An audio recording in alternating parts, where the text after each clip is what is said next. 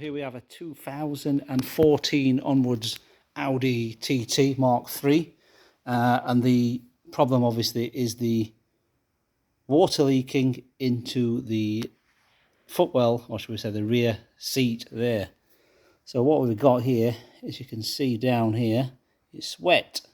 Now it shouldn't be wet down there at the bottom, right down the bottom, because what happens is this here, if I just get this screwdriver here, so that is where the water should run down here, in that channel here.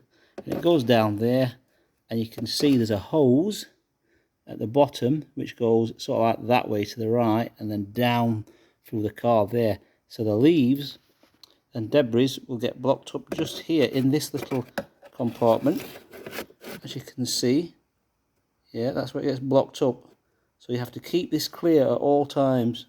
Otherwise, the water will obviously back up here, spill down here, and then when it gets down there, there's nowhere for it to go. And it leaks forward into the back of the seat, which is not a very good design, Audi.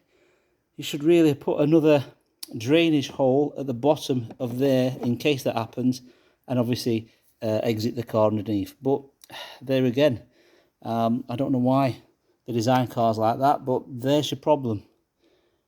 Thank you.